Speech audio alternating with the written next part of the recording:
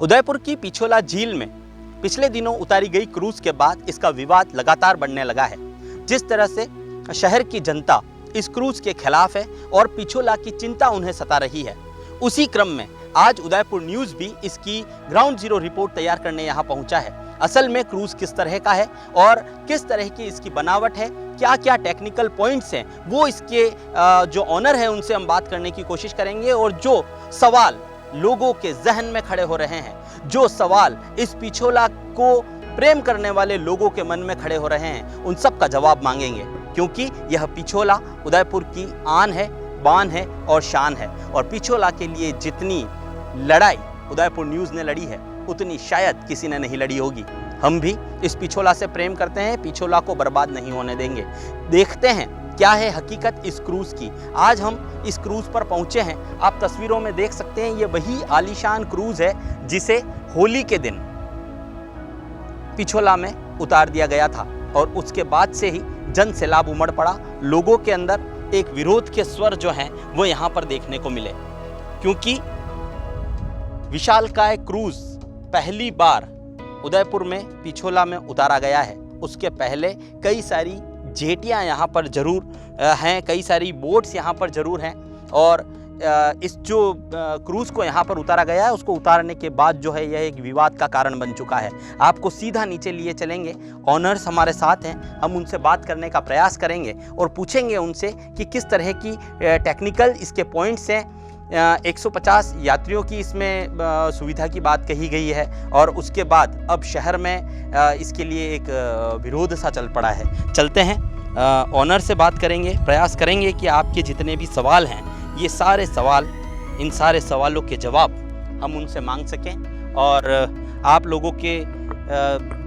लोगों तक पहुंचाने का प्रयास कर सकें। आप देखें, उदयपुर शहर जिसे झीलों की नगरी कहा जाता है, अप्रतिम सुंदरता, उदयपुर के दृश्य आप लोगों की स्क्रीन पर, आप सभी लोग इसे देख चुके हैं। और उदयपुर में ही इस झील में एक विशालकाय क्रूज़ उतार दिया गया और क्रूज़ उतारने के बाद जिस तरह से सवालों की जड़ियाँ खड़ी हो गई, जिस तरह से कई सारे सवाल खड़े हो गए और लोगों के जहन में सवाल हैं कि कहीं ये क्रूज़ हमारी पिछोला को ख़राब तो नहीं कर देगा। हम इसके ऑनर हमारे साथ हैं, MM ट्रैवल्स के जो MM एंटरप्राइजेज़ के ऑनर हमारे साथ हैं, जिसको इसका टेंडर हुआ है और इन्होंने ही इस क्रूज़ को पिछोला में उतारा है। सर, किस तरह के टेक्निकल ग्राउंड्स के आधार पर इस पिछोला को उतारा गया है? शहर में इसका विरोध भी शुरू हो चुका है, क्या कहना चाहेंगे? आपसे हमारे पार्टनर हैं युद्धवीर सिंह जी, आप बताएंगे इस मामले में सारी डिटेल, उनको पूरी मालूम है, आप वो अच्छी तरह बता देंगे। आपका नाम बताएं। नमस्कार अभिषेक जी, हम MM ट्रैवल से इसी प्रोजेक्ट के साथ जुड़े हुए हैं।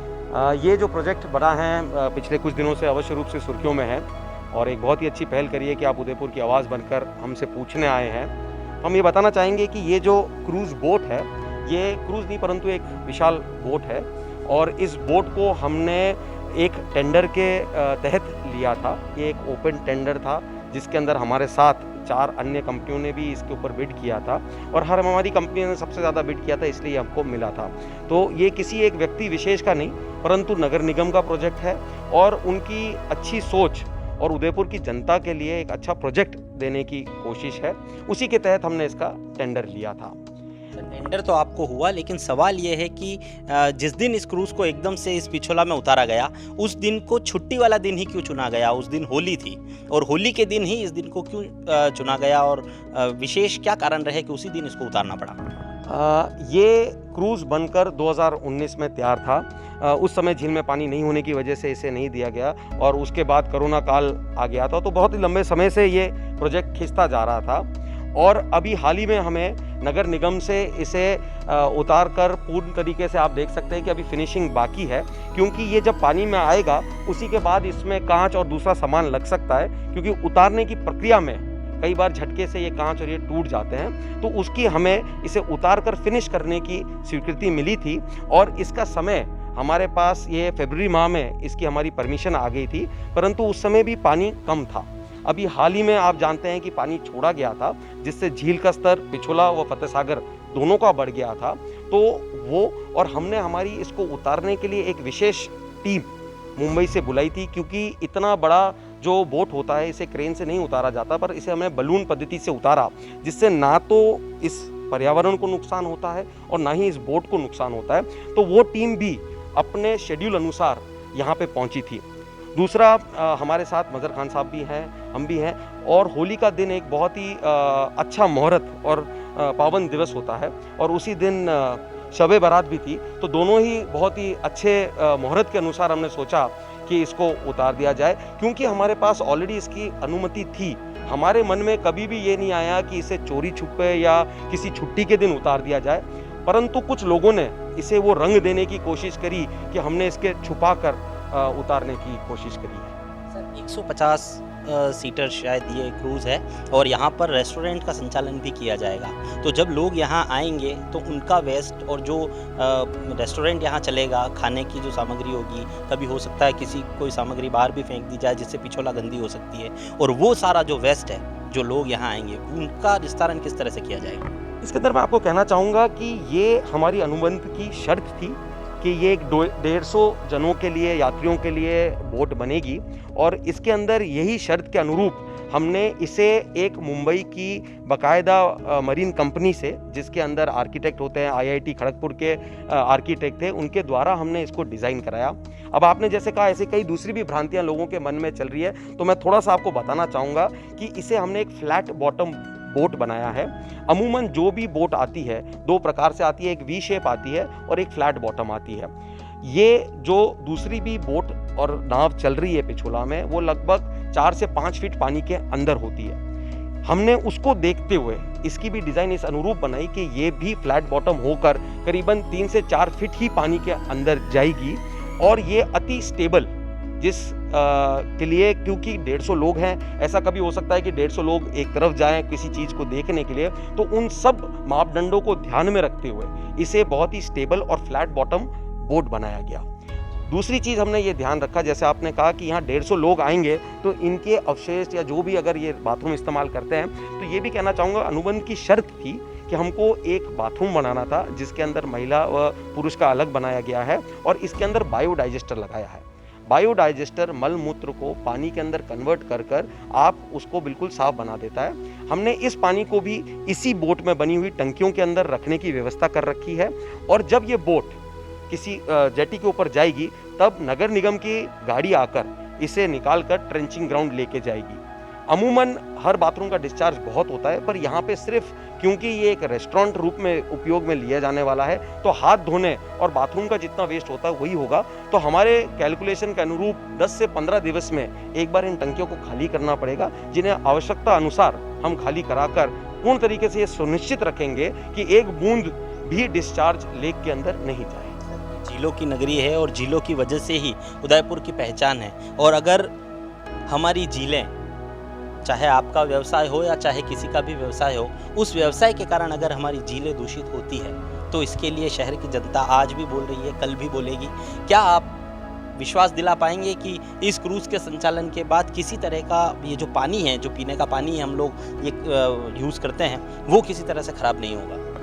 अभिषेक जी, जैसे जनता है उसी जनता के हम भी एक अभिन्न अंग हैं। हम भी उदयपुर वासी हैं। वे जितना इस झील से प्रेम करते हैं उतना हम भी प्रेम करते हैं। हमने भी बचपन से इन झीलों को देखा है, साथ ही साथ हमारा व्यवसाय भी इस झीलों से जुड़ा हुआ है। तो हम कदापि ऐसा नहीं चाहेंगे कि किसी भी रूप से इनकी स्वच्छता में, इनके प्रारूप में कोई फ़र्क पड़े। तो हमने हमेशा ये कोशिश करी है, और इस बोट के अंदर भी हमने वो सिस्टम लगवाए हैं जिस हिसाब से इस झील के पानी को स्वच्छ व शुद्ध रखा जा सके।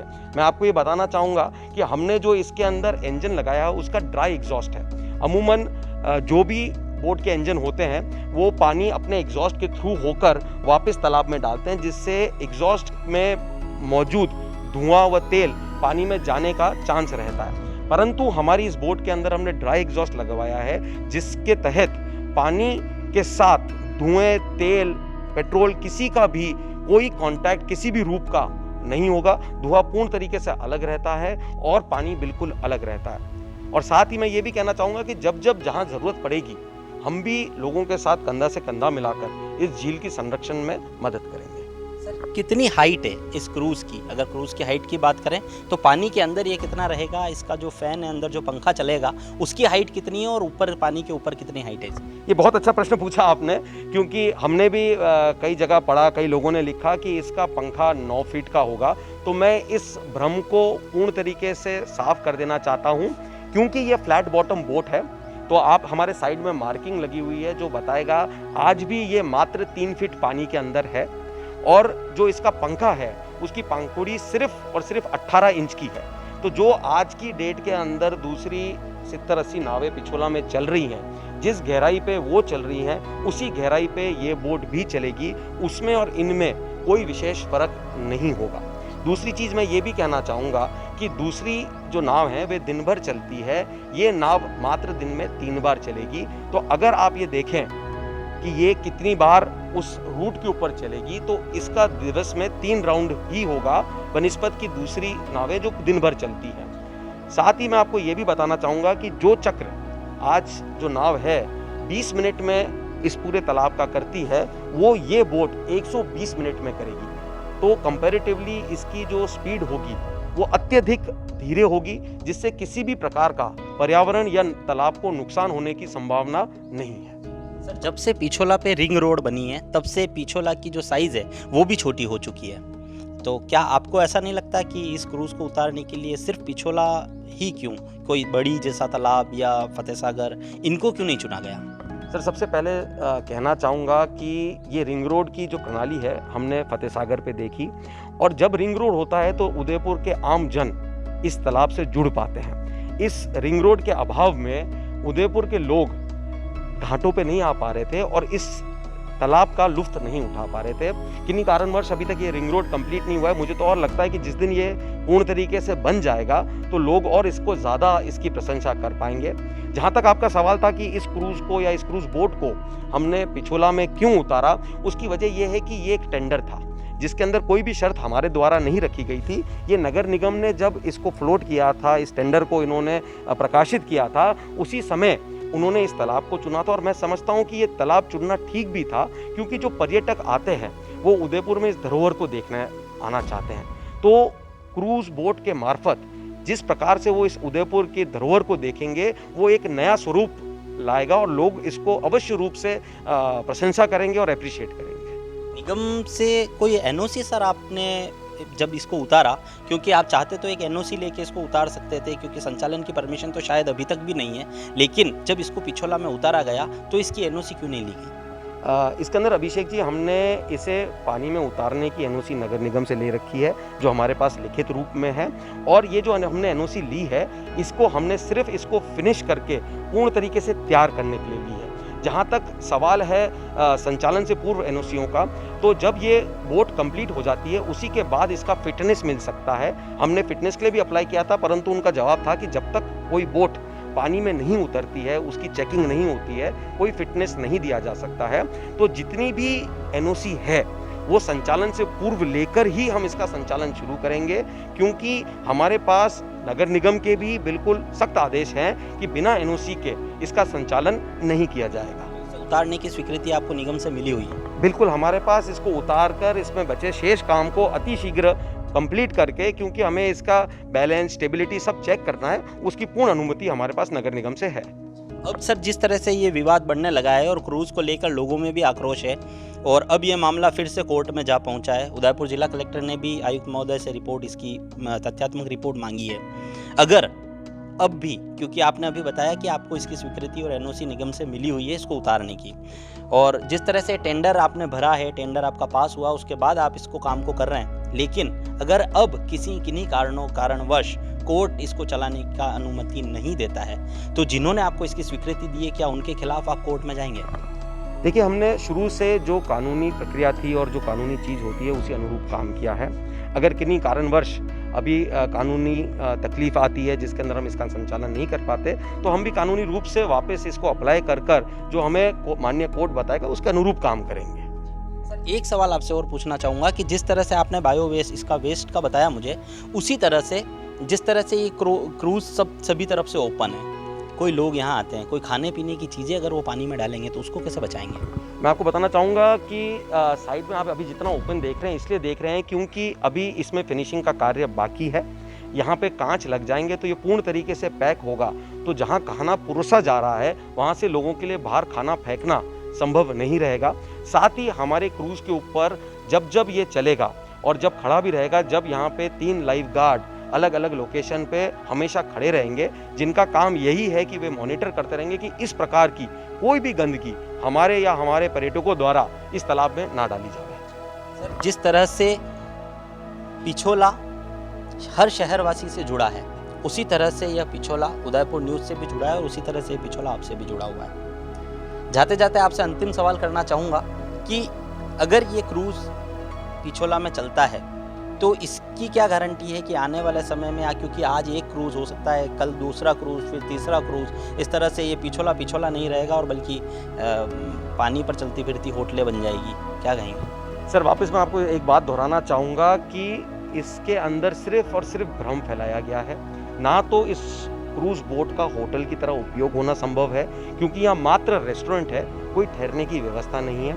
उसी हिसाब से हमारी अनुबंध में ये भी शर्त है कि इस अनुबंध के दौरान इस प्रकार का कोई भी दूसरा क्रूज़ बोट पिछोला लेक में संचालित नहीं किया जाएगा। और मैं आपको ये भी विश्वास देना चाहता हूँ कि जिस प्रकार से आपने कहा कि ये पिछोला उदयपुर वासियों का है, आपका और हमारा है, हम भी उसके लिए इतने ही जागरूक हैं और हमेशा तत्पर रहेंगे कि इस पिछोला की सुंदरता व शुद्धता कायम रहे। सर, उदयपुर न्यूज़ को समय देने के लिए बहुत बहुत धन्यवाद। और जिस तरह से शहर में लोगों के मन में जिज्ञासा थी, जिस तरह से कई सारे सवाल थे कि जब से इस क्रूज़ को उतारा गया है तब से एक मॉब सा उदयपुर में चल पड़ा है, जो झील प्रेमी हैं, जो पिछोला से प्रेम करते हैं, जो इस पानी को बर्बाद होने से बचता हुआ देखना चाहते हैं, उनके स्वर उठने लगे थे। उसके बाद उदयपुर न्यूज़ ने अपना फ़र्ज़ निभाते हुए ऑनर से बात करने का प्रयास किया है और जितने भी भ्रम थे वो हमने दूर करने का प्रयास किया है। यहाँ हम एक बार फिर शहर की जनता से भी और इस क्रूज़ के संचालनकर्ताओं से भी अपील करना चाहेंगे कि चाहे किसी भी परिस्थिति में हो, हमें जल है तो कल है का महत्व समझना होगा। और यदि पूरी तरह से यह क्रूज़ पानी अगर इस क्रूज़ से सुरक्षित है तो इसको उतारे जाने में किसी तरह का हर्ज नहीं होना चाहिए, क्योंकि यह उदयपुर में एक पर्यटन को नया आयाम दे सकता है। लेकिन अगर इस क्रूज़ से पिछोला को या हमारे पीने के पानी को किसी तरह का कोई प्रभाव पड़ता है या ये दूषित होता है तो इस पर तुरंत रोक लगनी चाहिए। उदयपुर न्यूज़ के लिए सहयोगी जॉन परमार के साथ अभिषेक जोशी।